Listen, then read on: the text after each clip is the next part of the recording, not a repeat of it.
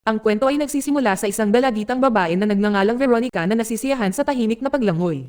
Gumugugol siya ng oras kasama ang kanyang lola, si Isabel, at ang ugnayan sa pagitan nila ay hindi mapag-aalinlangan ng malapit. Kay Isabel, si Veronica ay hindi lamang kanyang apo, kundi ang pinakaiingatan niya na. Sa partikular na araw na ito, binigyan siya ni Isabel ng isang espesyal na regalo, isang pares ng berdeng hikaw na kapareho ng kanyang sarili.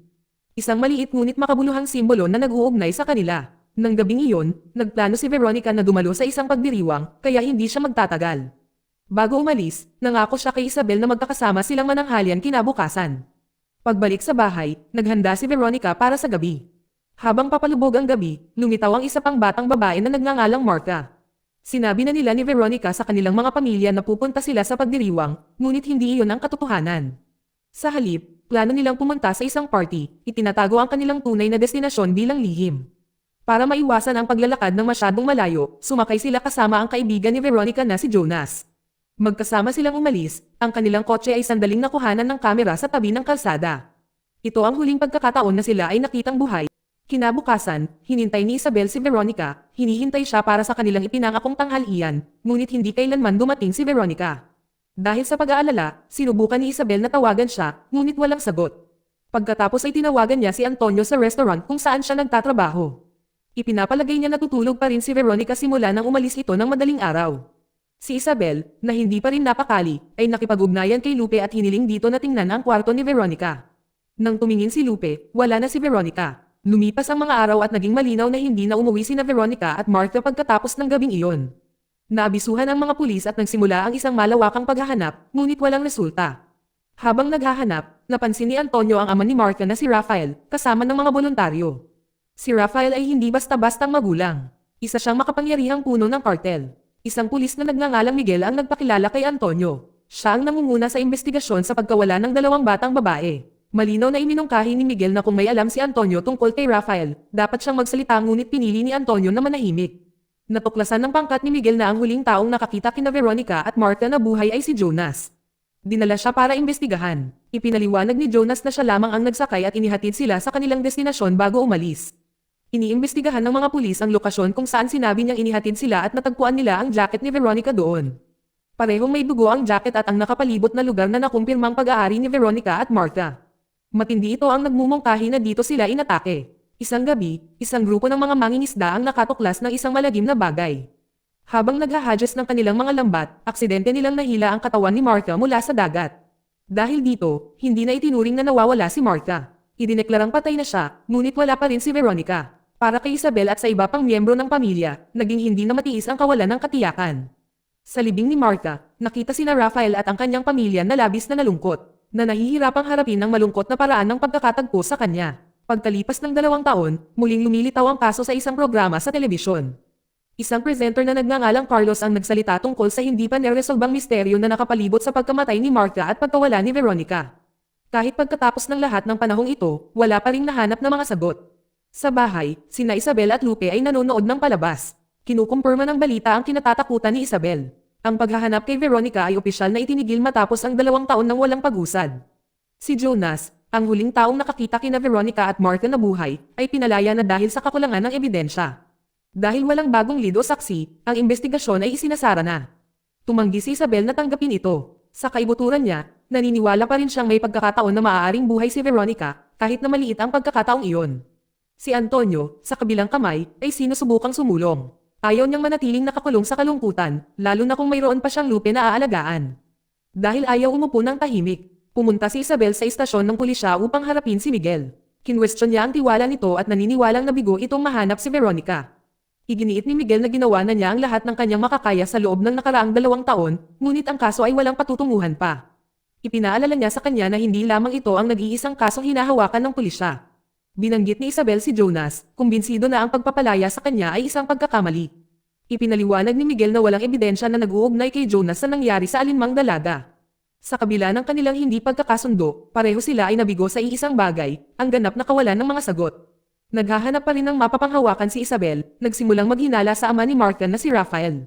Bilang isang makapangyarihang pinuno ng kartel, naniniwala siyang maaaring may mga kaaway ito na tumatarget kay Martha at si Veronica ay maaaring naging biktima rin. Itinanggi ni Miguel ang ideya, at sinabing walang ebidensya na sumusuporta dito. Nagsimulang magtaka si Isabel kung takot lang ba si Miguel kay Rafael, ngunit nilinaw niya na hindi siya. Dahil determinado siyang alamin mismo ang nangyari, pumunta si Isabel sa bahay ni Rafael. Ang laki ng kanyang tahanan ay sumasalamin sa kanyang katayuan, malaki at kahanga-hanga. Hinarap niya ito, umaasang may alam ito tungkol sa kapalaran ni Veronica. Sinabi ni Rafael sa kanya na ginawa na niya ang lahat sa kanyang kapangyarihan upang matuklasan ang katotohanan, ngunit tulad ng lahat, wala siyang natagpuan. Kinabukasan, tahimik na nasa bahay si Isabel na gumagawa ng isang bagay na hindi pangkaraniwan. Pinagsama-sama niya ang isang mensahe gamit ang mga ginupit na letra mula sa mga magasin. Habang ginagawa niya ito, isang binatilyong lalaki na nagngangalang Beltran ang dumating para sa kanyang pribadong aralin sa piano. Habang tumutugtog, patuloy na binubuo ni Isabel ang mensahe ng tahimik. Pagkatapos ng aralin, dumating ang isang matandang lalaki na nagngangalang Cafarino. Kaibigan siya ni Isabel at nag-alok ng tulong sa pag-aayos ng nalalantang hardin nito. Nang gabing iyon, nakilala ni Isabel sina Antonio at Lupe sa restoran ni Antonio. Kakatanggap lang ni Lupe ng kanyang ulat sa paaralan at maganda ang kanyang mga resulta. Gayunpaman, malinaw na palaging mas malapit si Isabel kay Veronica. Habang pauwi, huminto si Isabel sa pulang ilaw at may napansing hindi inaasahan. Nakita niya si Jonas, na ngayon ay nagtatrabaho bilang isang food delivery driver para sa isang app na tinatawag na Eatnow. Kinabukasan, habang nagtuturo ng piano, umorder si Isabel ng pagkain gamit ang parehong app. Nang mga panahong iyon, dumating si Miguel para makita siya. Pinaghihinalaan niya na si Isabel ang nasa likod ng mga hindi nagpapakilalang sulat na ipinadala, bagaman itinanggi niya ito. Hindi kumbinsido si Miguel. Naniniwala siyang ang mga sulat ay ginawa ng isang taong mas matanda at si Isabel ay akma sa profile na iyon. Naiintindihan niya na nawalan na siya ng tiwala sa pulis, ngunit nais niyang malaman nito na tunay niyang ginawa ang lahat ng kanyang makakaya upang mahanap si Veronica. Nang gabing iyon, nagsimulang umorder si Isabel ng maraming pagkain sa pamamagitan ng Eatnow app. Mula sa dama-dami ang mga pakete. Malinaw na hindi niya ginagawa ito dahil sa gutom. Naghihintay siya ng isang partikular na tao na darating, si Jonas. Ngunit sa bawat pagdating ng isang delivery, ibang tao iyon. Nang dumating ang isa pang surir, tinanong ni Isabel kung kilala niya si Jonas. Kinumpirma ng courier na kilala niya, ngunit wala siya ng kanyang impormasyon sa pakikipag-ugnayan. Gayunpaman, ibinahagi niya ang isang bagay na kapakipakinabang. Si Jonas ay may isa pang trabaho sa palengke ng isda, nagtatrabaho doon sa gabi. Tulad ng inilarawan, si Jonas ay nasa palengke at tumutulong sa mga mangingisda sa kanilang trabaho. Mula sa malayo, pinapanood siyang mabuti ni Isabel. Nang matapos ang kanyang trabaho, sinundan siya nito. Sa halip na umuwi, tumuloy si Jonas sa isang bangkang nakadaong sa daungan, ang lugar kung saan siya ngayon tinitirhan. Tahimik na sumakay si Isabel sa bangka. Gumalaw ng maingat hanggat maaari. Sa kanyang kamay, may dala siyang kutsilyo. Ngunit bago siya makagawa ng kahit ano, nahuli siya ni Jonas. Mabilis niya itong natalo at kinuha ang kutsilyo. Nang mapagtanto niya kung sino ito, ang lola ni Veronica, hindi niya ito sinaktan.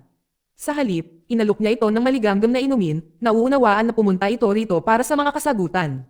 Gustong malaman ni Isabel kung ano tunay na nangyari kina Veronica at Martha dahil si Jonas ang huling taong nakakita sa kanila ng buhay. Ibinahagi rin niya ang kanyang hinala na maaaring may kinalaman si Rafael. Binalaan siya ni Jonas na lumayo kay Rafael, ipinaliwanag kung gaano ito kadelikado sa kanya. 2 taon na ang nakalilipas. Kinidnap at tinanong ni Rafael si Jonas. Iniwan niya si Jonas na malubhang nasugatan at nabali ang buto at sinigurado na walang mag-uupa sa kanya muli. Kaya naman dito napunta si Jonas, nagtatrabaho ng mga kakaibang trabaho at nanirahan sa isang bangka. Ngunit dahil hindi naman talaga kasalukuyan, hinayaan na lang siya ni Rafael na mabuhay, kahit na mangangahulugan ito ng hirap. Naalala ni Jonas ang nangyari ng gabing iyon. Humingi ng masasakyan si Veronica. Nakilala niya ito, ngunit hindi pa niya nakikita si Martha noon. Binanggit ni Veronica na magkikita sila ng isang tao, ngunit hindi niya sinabi kung sino. Habang nagmamaneho, halos walang pag-uusap. Gayunpaman, isang detalye ang tumatak sa kanyang alaala. Sa isang punto habang naglalakbay, isinuot ni Veronica ang isang pares ng berdeng hikaw. Agad nakilala ni Isabel ang mga ito bilang ang mga ibinigay niya sa kanya. Ang ikinagulat niya ay ang sunod na sinabi ni Jonas. Hindi talaga nagustuhan ni Veronica ang mga hikaw at naisip na pangit ang mga ito. Gayunpaman, isinuot niya ang mga ito dahil galing ang mga ito sa isang taong mahalaga sa kanya. Nang marating nila ang kanilang destinasyon, iniwan sila ni Jonas. Ang sandaling iyon ang naging huling pagkakataon na nakita niya ang mga ito. Kinabukasan, nagising si Isabel ng mas huli kaysa dati. Ito rin ang araw na pupunta si Beltran para sa kanyang aralin sa piano. Bago sila magsimula, napansin ni Beltran ang mga hikaw ni Isabel at binanggit na ipinapaalala nito kay Veronica. Binago ng maliit na komantong iyon ang lahat. Sa sikdap na iyon, napagtanto ni Isabel na maaaring si Beltran ang huling taong nakakita kina Veronica at Martha. Sabi ni Jonas isinuot lang ni Veronica ang berdeng hikaw habang nasa kotse niya ito, at ibinigay naman ito ni Isabel sa kanya noong mismong araw na nawala siya. Ayaw ni Isabel na umupo ng tahimik. Naghanda siya ng isang tasa ng kape para kay Beltran, tahimik na hinahalo ang ilang tableta bago ito ibigay sa kanya. Habang nagsisimula siyang tumugtog ng piano, unti-unting lumakas ang epekto ng droga, at di nagtagal, natambo siya. Mabilis na kumilos si Isabel, itinali siya sa piano. Lumipas ang oras, at nang magkamalay muli si Beltran ay nawalan ng malay. Pinilit siya ni Isabel na humingi ng mga sagot, at tinanong kung saan niya nakita si Veronica na suot ang berdeng hikaw. Itinanggi ni Beltran ang lahat, ngunit sigurado si Isabel na nakilala niya si Veronica pagkatapos siyang ihatid ni Jonas. Patuloy na lumalaban si Beltran, minamaliit siya. Pagkatapos ay naglabas si Isabel ng martilyo, na nilinaw na hindi siya natatakot na saktan siya. Paulit-ulit niyang hinampes ang tuhod nito hanggang sa tuluyan na itong mabali. Kahit na noon, sinubukan pa rin niyang magsinungaling. Inaangkin niya na ipinakita sa kanya ni Veronica ang mga hikaw sa pista, ngunit nakagawa siya ng isang kritikal na pagkakamali. Sinabi niya na nagustuhan ni Veronica ang mga hikaw, na sumasalungat sa sinabi ni Jonas na una. Nang mapagtanto ang kasinungalingan, nag-init ang ulo ni Isabel. Sinaksak niya ang hita nito gamit ang gunting. Tumanggi pa rin si Beltran na makipagtulungan at hiniling na dalhin sa pulisya, ngunit nawalan na ng tiwala si Isabel sa kanila. Naniniwala siyang ito ay isang bagay na dapat niyang hawakan ang sarili. Kalaunan, sumuko na si Belron sa isang party. Inamin niya na isinama niya sina Veronica at Marte sa isang party. Hindi ito isang ordinaryong party, kundi isang party na dinaluhan ng mga kilalang tao at atleta.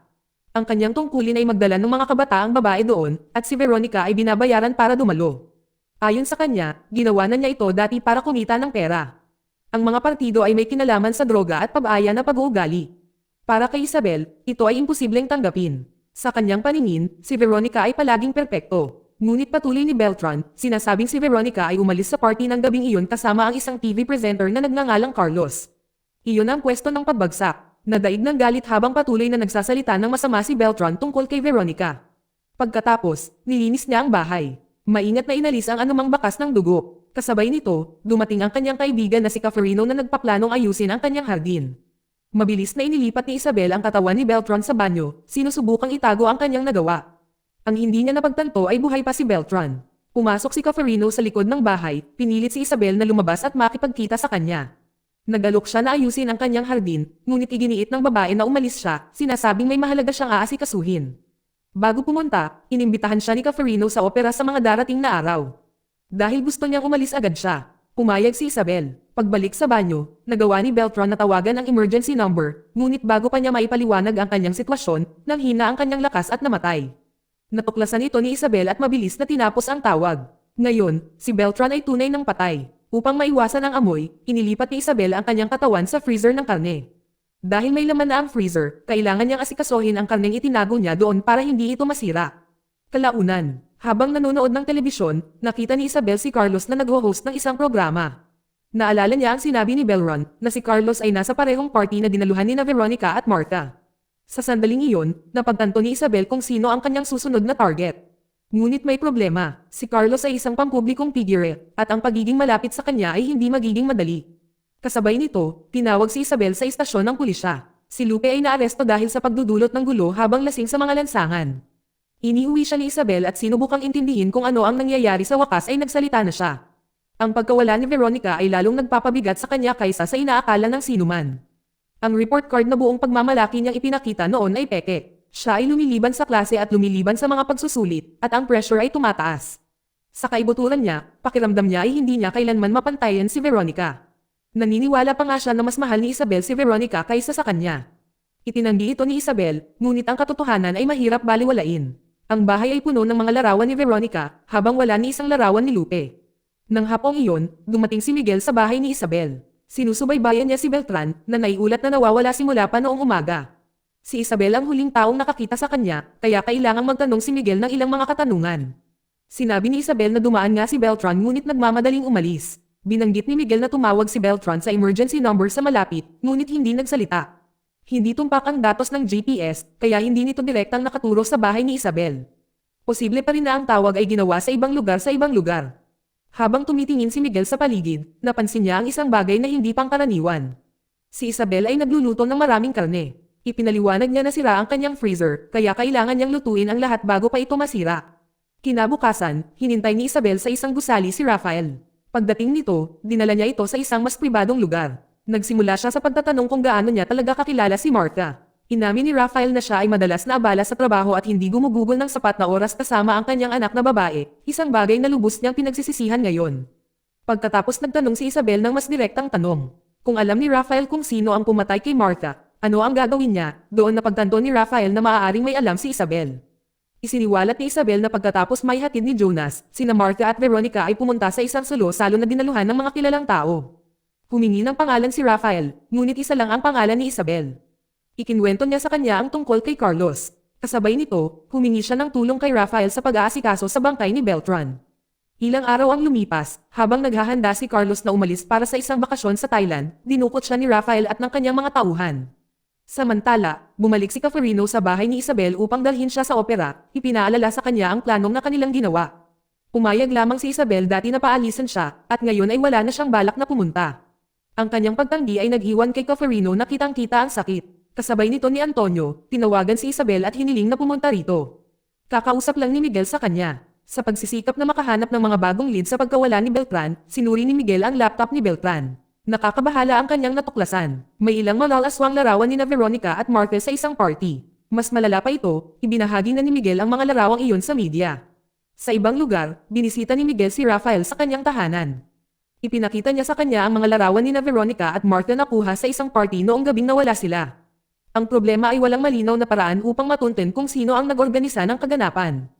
Ito ay isang eksklusibong pagtitipon. At naniniwala si Miguel na maaaring may mga koneksyon si Rafael na maaaring makatulong, ngunit si Rafael ay walang gaanong interes na makipagtulungan. Nakikita niya ang pulisya bilang walang kakayahan, lalo na kapag may mga nakikitang pahiwatig sa mga larawan, tulad ng mga mamahaling sasakyan na maaaring subaybayan. Bukod pa riyan, siya ay malinaw na hindi nasisiyahan kay Miguel dahil sa pag-leak ng mga pribadong larawan ng dalaga sa press. Kasabay nito, si Isabel ay nasa daan ng makarinig siya ng radyo na ipinalabas.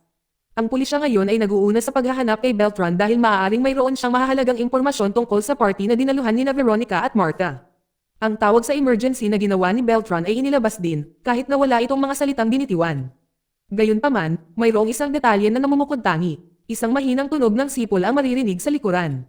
Agad itong nakilala ni Isabel. Ang sipol ay kay Caferino at tumutugma ito sa oras na bumisita siya sa bahay nito. Hindi nagtagal pagkatapos, pinontak siya ni Rafael at hiniling na magkita.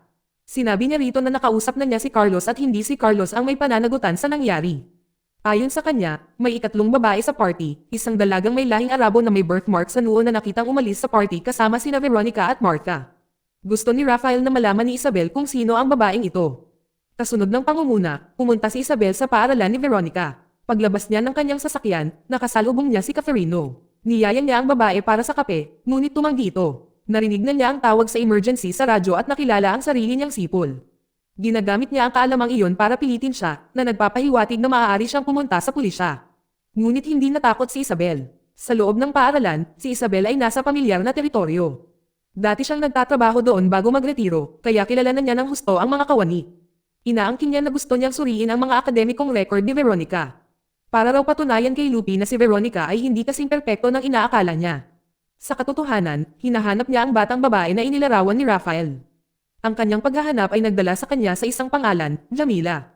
Nang tanungin niya ang punong guro tungkol sa kanya, nalaman niya na hindi na pumapasok si Jamila sa paaralan. Lumipat ang kanyang pamilya ilang panahon na ang nakalipas na. Kalaunan, nang umuwi si Isabel, naghihintay na sa kanya si Miguel. Tulad ng kanyang pagbabanta, iniulat ni Caferino ang kanyang narinig. Sinabi niya sa pulisya na ang sipol sa emergency call ni Beltran ay nangyari sa bahay ni Isabel.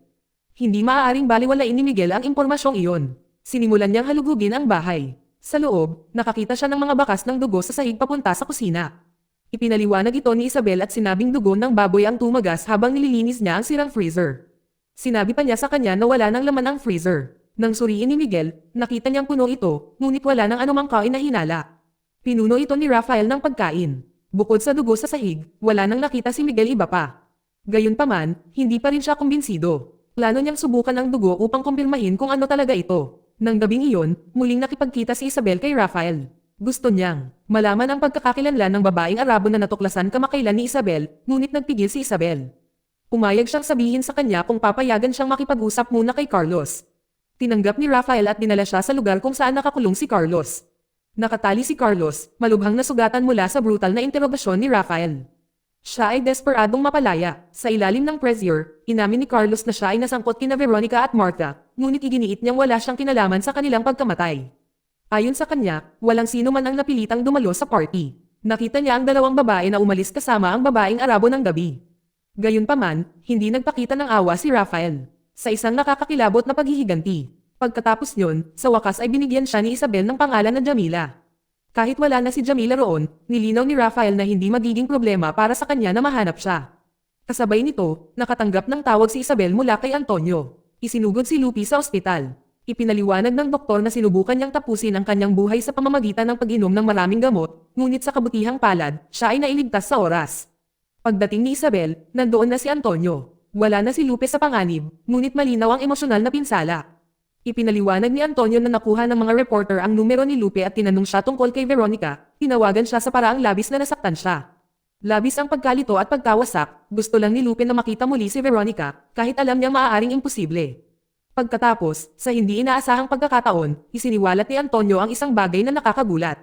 Maaaring buhay pa si Veronica. Ang kwento ay ibinabalik tayo sa gabi nangyari ang lahat. Magkasamang dumating sina Veronica at Marcus sa party.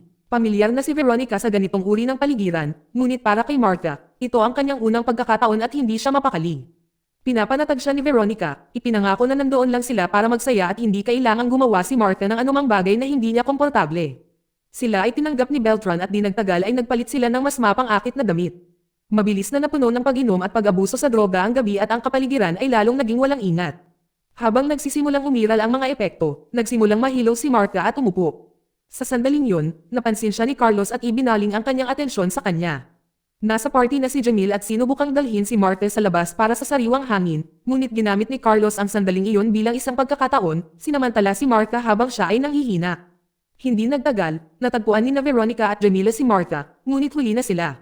Dahil sa takot, damaling umuwi si Veronica at ginaisang si Antonio. Sinabi niya sa kanya na nakagawa siya ng isang malaking pagkakamali at kailangan niya ng tulong nito. Inakay niya ito papunta sa kagubatan kung saan nakahandusay ang walang buhay na katawan ni Martha sa lupa. Naniniwala si Veronica na ito ay isang aksidente at nais niyang iulat ito sa pulis. Ngunit iba ang pananaw ni Antonio. Kahit na aksidente ito, alam niyang wala nang pakialam si Rafael. Sa kanyang mga mata, tanging paghihiganti lamang ang mangyayari at nangangahulugan ito na si Veronica ang susunod. Kaya sa halip na pumunta sa mga awtoridad, gumawa si Antonio ng isang desisyon na magbabago ng lahat. Pagtatakpan nila ito, gumawa si Antonio ng isang plano. Una, iniwan niya ang jacket ni Veronica para ipakita na nawala ito kasama si Martha. Pagkatapos, gamit ang isang bangka, dinala nila ang bangkay ni Martha sa dagat at itinapon ito, ngunit hindi sila agad nakauwi. Inayos ni Antonio ang isang kaibigan upang tulungan si Veronica na ipuslit palabas ng bansa at ipadala ito sa Morocco ng sandali. Ayaw umalis ni Veronica, ngunit wala siyang ibang magawa. Sa kasalukuyan, galit na galit si Isabel nang malaman niya ang katotohanang itinatago ni Antonio. Ipinaliwanag ni Antonio na nagpaplano siyang lumipat sa Brazil kung saan maaari siyang magsimula ng bagong buhay kasama sina Lupe at Veronica. Kontrolado ang lahat hanggang sa muling magbukas ang investigasyon dahil sa pagkamatay ni Beltran. Nasaktan si Isabel sa ideya na pagtanto na balak ni Antonio na iwan siya. Ngunit ibinalik ni Antonio ang sisi sa kanya. Noong siya ay 15, iniwan siya ni Isabel upang mamuhay ng malaya sa mga lansangan. Wala siya roon para sa kanyang kasal. Wala siya roon nang ang kanyang asawa ay masuring may kanser o nang siya ay pumanaw.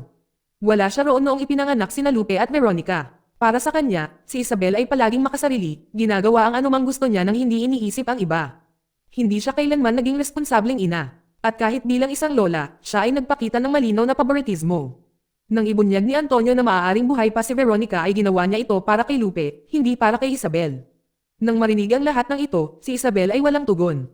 Alam niyang totoo ito. Pagkatapos ay tinanong niya kung nasaan si Veronica ngayon. Inamin ni Antonio na hindi niya alam. Pagkatapos ng 6 na buwan sa Morocco, nawala muli si Veronica nang walang bakas. Gayunpaman, naniniwala siyang buhay ito dahil tinatawagan siya nito tuwing Biyernes.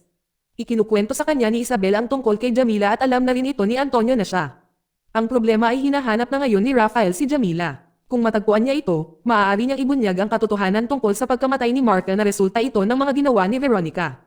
Sa sandaling iyon, tinawagan ni Rafael si Isabel. Natagpuan na niya si Jamila, na ngayon ay nagtatrabaho sa isang diving club sa Almeria. Ibinahagi niya ang address at sinabing pupunta siya roon ng hapon ding iyon. Mabilis na bumuo ng plano si Isabel. Hiniling niya kay Antonio na ipaalam kay Miguel na si Rafael ang dumukot kay Carlos. Ang layunin ay pamagalin si Rafael, na binibigyan si Isabel ng pagkakataon na maunang makarating kay Jamila. Nang araw na iyon, nang paalis na si Rafael papuntang Almeria, hinarang siya ni Miguel at dinala para sa pagtatanong. Nanatiling tahimik si Rafael, hinihintay ang kanyang abogado na dumating. Nakuha ng kanyang abogado ang kanyang pagpapalaya dahil walang matibay na ebidensya laban sa kanya. Ngunit walang balak na huminto si Rafael. Sa sandaling siya ay malaya, dumiretso siya sa Almeria, determinadong makarating doon sa lalong madaling panahon maaari. Sa ibang lugar, dumating si Isabel sa Almeria. Dumiretso siya sa isang diving club kung saan niya natagpuan si Jamila. Matapos ni Jamila ang kanyang shift, sinundan siya ni Isabel hanggang sa bahay, hindi nakikita. Si Jamila lamang ang taong nakakaalam kung ano talaga ang nangyari kay Martha. At nangangahulugan nito na si Isabel ay pumunta dito na may malinaw na layunin. Sa bahay, nagpakilala si Isabel, nagkukunwaring kaibigan ng mga magulang ni Jamila. Pinapasok siya ni Jamila at inalok pa siya ng isang tasa ng kape. Nang humingi ng gatas si Isabel, tumungo si Jamila sa kusina, iniwan siyang mag-isa sandali. Doon nang tahimik na may inihagis si Isabel sa inumin ni Jamila. Nang bumalik si Jamila, nagtanong siya kung bakit nandoon talaga si Isabel. Sinubukan ni Isabel na panatilihin ang kasinungalingan, na sinasabing ang mga magulang ni Jamila ay palaging pinupuri siya, ngunit mabilis na napagtanto ni Jamila na hindi ito totoo. Matagal na niyang hindi kinokontak ang kanyang mga magulang. Hiniling niya na umalis si Isabel. Sa puntong iyon, itinigil ni Isabel ang pag-arte at direktang nagtanong tungkol sa nangyari sa party 2 taon na ang nakalipas. Tumanggi si Jamila na sumagot, ngunit habang nakatayo siya, nagsimulang umepekto ang gamot at siya ay nawalan ng malay. Ngayon ay may pagkakataon si Isabel na tapusin ang kanyang pinuntahan, ngunit hindi niya mapigilan ang sarili na ituloy ito. Ang nangyari kay Bertrand ay dahil sa galit, dahil sa parehong emosyon, nag-alangan siya, at sa pag-aalangan na iyon, may nagbago. Sa dingding, napansin niya ang mga larawan ni Jamila kasama si Veronica. Sa eksaktong sandaling iyon, si Veronica mismo ay lumitaw. Pareho silang nabigla nang makita ang isa't isa. Mabilis na ipinaliwanag ni Isabel ang sitwasyon. Si Rafael ay papunta na upang hanapin si Jamila. Kung lalabas ang katotohanan, si Veronica ay mapapanagot din. Kasabay nito, si Jamila ay nagkamalay. Nakatanggap siya ng tawag na may naghahanap sa kanya sa tindahan. Isa lang ang ibig sabihin nito. Papalapit na si Rafael. Lumipas ang oras at nakarating si Rafael sa bahay ni Jamila, ngunit huli na ang lahat. Wala na sila. Gayunpaman, napansin niya na mainit pa rin ang mga inumin, isang senyales na sila ay kakaalis pa lamang. Sa ibang lugar, dinala ni Isabel sina Veronica at Jamila sa lugar ng isang kaibigan at humingi ng pansamantalang lugar para magtago. Nang gabing iyon, tinanong niya si Veronica kung paano napunta siya rito. Ipinaliwanag ni Veronica na nanatili siyang nakikipag-ugnayan kay Jamila online at magkasama silang nagpasya na manatili sa Espanya. Ang pagkakasala sa pagkamatay ni Martha ay mabigat pa rin sa kanya. Nagtataka si Isabel kung bakit pa pumunta si Martha sa party na iyon. Ipinaliwanag ni Veronica na hindi ito tungkol sa pera, kundi tungkol sa kalayaan. Nagsimula ang lahat pagkatapos pumanaw ang kanyang ina. Kinailangan ni Veronica gampanan ang papel na iyon, lalo na para kay Lupe. Samantala, si Isabel ay palaging malayo, lumilitaw lamang kapag nababagay sa kanya. Nakikita siya ni Veronica bilang makasarili. Gayunpaman, mahal pa rin niya ito. Kinabukasan, nagising si Jamila at napagtanto na wala na si Isabel. Sa sandaling iyon, nakikipagkita si Isabel kay Rafael sa isang bar. Sinabi ni Rafael sa kanya na pumunta na siya sa bahay ni Jamila, ngunit wala siyang nakita. Sinubukan ni Isabel na makipag-usap sa kanya, tinatanong kung samobra na ba ang lahat. Ngunit tumanggi si Rafael na umatras. Inamin niya na pagkatapos ng 2 taon, nagsimula na siyang mag-move on mula sa pagkamatay ni Martha. Ngunit ngayon, sa lahat ng mga bagong pahiwatig na ito, hindi na niya mapabayaan ito. Pinagsisisihan niya na hindi napalapit sa kanyang anak na babae, at ang tanging bagay na sa tingin niya ay magagawa niya ngayon ay ang maghiganti. Dahil hindi na mababago ni Martha ang kanyang isip, umalis si Isabel. Pagkatapos ay tinawagan niya si Antonio. Tinawagan ni Isabel si Antonio at sinabi sa kanya na kailangang ibalik si Veronica sa Morocco. Ngunit nagbigay si Antonio ng nakakagulat na tugon. Sinabi niya na patay na si Veronica. Agad-agad, naramdaman ni Isabel na may mali. Lumabas na kasama ni Antonio si Miguel ng mga sandaling iyon. Ang DNA test mula sa dugo na natagpuan sa bahay ni Isabel ay bumalik at tumutugma ito kay Beltran. Kaya naman si Isabel ang pangunahing sospek sa kanyang pagpatay. Gayunpaman, wala pa ring ideya si Miguel na buhay si Veronica, dahil wala ng oras na dapat sayangin. Bumalik si Isabel sa pinagtataguan ni Veronica at Jamila. Nagpasya siyang paghiwalayin sila upang mabawasan ang panganib. Maiwan si Isabel habang si Jamila ay inilipat sa ibang lugar. Pagkatapos nyon, pinuntahan ni Isabel si Rafael sa kanyang hotel. Sinabi niya sa kanya na alam niya kung nasaan si Jamila. Habang nasa daan, sa wakas ay isiniwalat niya ang katotohanan tungkol sa tunay na nangyari ng gabing iyon. Galit na galit si Martha sa ginawa ni Carlos sa kanya. Gusto niyang pumunta sa pulisya, ngunit naniniwala si Veronica na walang magseseryoso sa kanila at sila ay huhusgahan at bibigyan lamang ng label. Sinubukan niyang pagkalmayan si Martha. Sa sandaling iyon, napansin ni Martha ang isang basag na bote sa lupa. Dahil sa labis na pagkalito, nagbanta siyang gagawa ng isang bagay na hindi na mababawi. Sinubukan ni Veronica na pigilan siya, ngunit sa kanilang pagpupumiglas, hindi sinasadyang nasugatan ni Martha ang leeg ni Veronica at nawala ng dugo. Doon na nawalan ng kontrol ang lahat sa galit. Sa galit, itinulak ni Veronica si Martha, na balak sanang patayin siya, ngunit natambo si Martha at tumama ang kanyang ulo sa isang semento. Ganoon namatay si Martha. Pilit ni Raphael na tanggapin ito, ngunit may katuturan ang kwento. Kahit na ito ay isang aksidente, wala itong binabago para sa kanya. Sa isip niya, si Veronica pa rin ang may pananagutan at hindi siya mag-aatubiling patayin ito. Plano rin niya na habulin si Antonio dahil sa pagtatapon ng bangkay ni Martha. Napagtanto ni Isabel na walang paraan para makipagkatuwiranan sa kanya. Hindi niya maaaring hayaang mamatay sina Veronica o Antonio. Kasabay nito, alam niya na hindi na siya makakabalik dahil si Miguel ay naghihintay na sa kanya dahil sa pagpatay kay Beltran. Kaya gumawa siya ng isang pangwakas na desisyon. Para protektahan sila, si Isabel ay itinapon ng sarili mula sa bangin sa dagat, isinama si Raphael. Dito nagtatapos ang kwento. Salamat sa panonood.